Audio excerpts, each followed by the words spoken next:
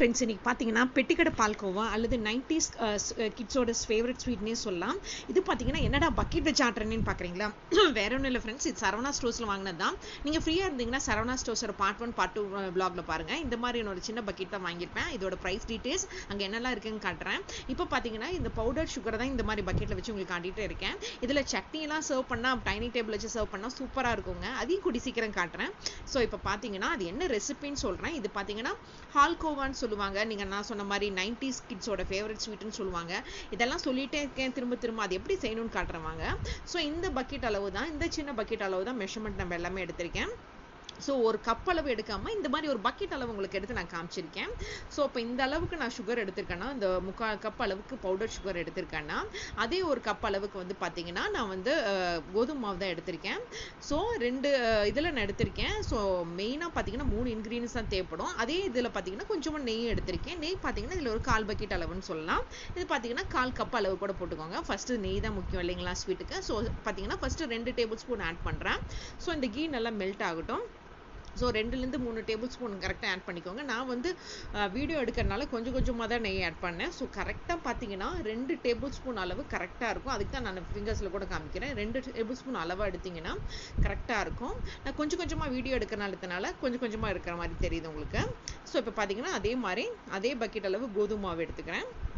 So கோதுமை மாவையும் போட்டு நான் அந்த நெய்யில் போட்டு நான் நல்லா சிம்மில் வச்சுட்டு நல்லா வந்து ஃப்ரை பண்ணுறேன். ஸோ அடுப்பை சிம்மில் வச்சுட்டு கோதுமை மாவு எல்லாம் போட்டுட்டு அதை அப்படியே வந்து நான் வறுக்கிறேன்.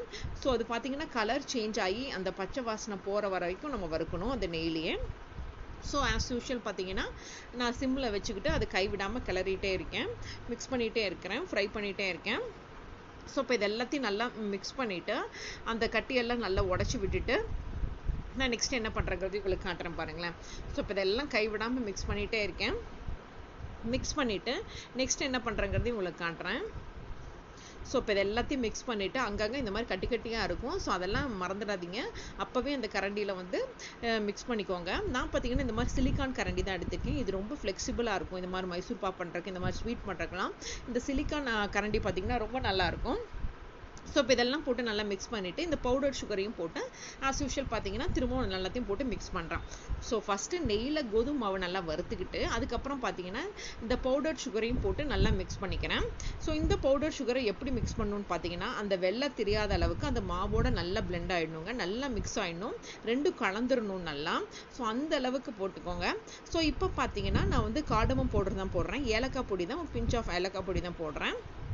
ஸோ இதெல்லாம் போட்டு இதோட நல்லா மிக்ஸ் பண்ணிக்கிறேன். ஸோ இதெல்லாம் போட்டு மிக்ஸ் பண்ணும்போது திரும்ப அந்த கட்டியாக இருக்கும் பார்த்தீங்களா, அதெல்லாம் வந்து பார்த்தீங்கன்னா இந்த கரண்டியில் நல்லா மிக்ஸ் பண்ணிக்கிறேன்.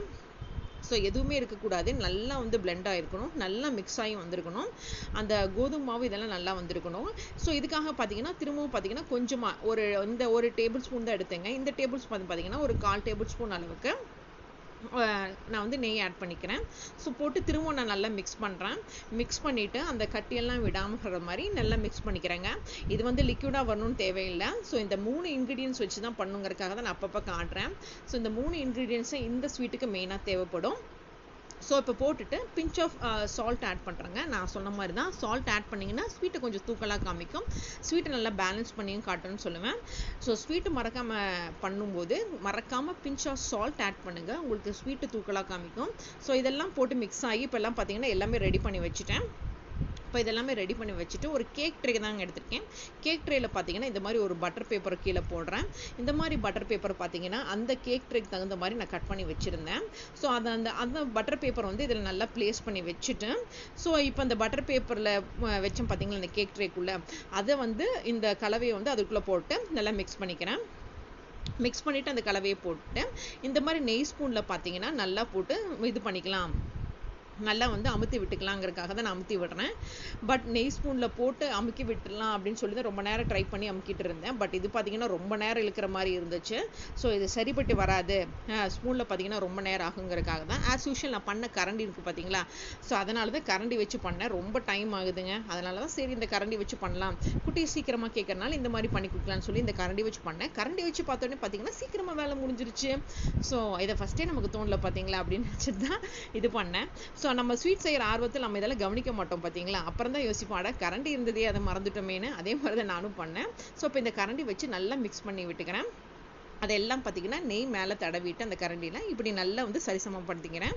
ஸோ நல்லா ஈக்குவலாக நல்லா பண்ணதுக்கு அப்புறமா இதை நான் என்ன பண்ண போகிறேன் பார்த்தீங்கன்னா, இதை வந்து ஃப்ரிட்ஜில் வந்து ரெஃப்ரிஜிரேட்டரில் வைக்க போகிறேன். ரெஃப்ரிஜிரேட்டரில் கிட்டத்தட்ட ஒரு 1/2 hour வச்சுடுங்க. 1/2 hour வச்சு இப்போ நான் எடுத்து காமிக்கிறேன். இதை 1/2 hour கழிச்சு தான் உங்களுக்கு காட்டுறேன். 1/2 hour கழிச்சதுக்கு அப்புறம் பார்த்தீங்கன்னா ஒரு பிளேட்டில் ட்ரான்ஸ்ஃபர் பண்ணுறேன். இந்த கேக் ட்ரே வந்து கீழே இப்படி ரிலீஸ் பண்ணிங்கன்னா வந்துடும். இதை ஒரு பிளேட்டில் வச்சுட்டு நான் வந்து இந்த மேலே கீழே போட்டிருந்தேன் பார்த்தீங்களா அந்த பட்டர் பேப்பரை, அதையும் நான் எடுக்க போகிறேன். இப்போ பார்க்கும்போதே உங்களுக்கே தெரியும், அந்த பெட்டி கடையில் ஒரு கிளாஸ் ஜாரில் போட்டிருப்பாங்க பார்த்தீங்களா, ஒரு கண்ணாடி ஜாரில் போட்டிருப்பாங்க. ஸோ அந்த மாதிரி தான் அழகாக வந்துருந்தது பார்க்குறக்கே, சூப்பராக இருந்தது பார்க்குறக்கே, ஷேப் பார்க்குறக்கே. பட் நான் பண்ண தப்பு நீங்கள் பண்ணிடாதீங்க. நான் என்ன பண்ணேன்னா ஃப்ரிட்ஜிலேருந்து எடுத்தோடனே உடனே கட் பண்ணிவிட்டேன். அதனால ஷேப் சரியாக வரல.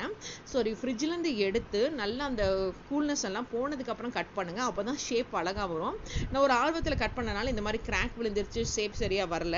அப்புறம் கொஞ்ச நேரம் கழிச்சு அந்த கடைசி ஹாஃப் பார்ட் மட்டும் கூலர் நல்லா ஆறுனதுக்கு அப்புறம் அந்த சில்னஸ் எல்லாம் போனதுக்கு அப்புறம் கட் பண்ணேன். ஷேப் நல்லா வந்துச்சு. ஸோ இப்போ பாருங்க, நான் கூல்னஸோட அப்படியே கட் பண்ணாலும் ஷேப் வரல. பட் அங்கங்கே நல்லா வந்திருக்கிற ஷேப் எல்லாம் பார்த்தீங்கன்னா கொஞ்சம் கூல்னஸ் போனதுக்கப்புறம் வந்த ஷேப் தான். ஸோ அதனால நான் பண்ண தப்ப திரும்ப பண்ணாதீங்கக்காக தான் நான் உங்களுக்கு திரும்ப சொல்கிறேன். ஏன்னா நமக்கு மிஸ்டேக் பண்ணும்போது தான் அடுத்த தடவை அது சரியாக வரும், கரெக்டாக ஞாபகம் வரும் பார்த்தீங்களா இது பண்ண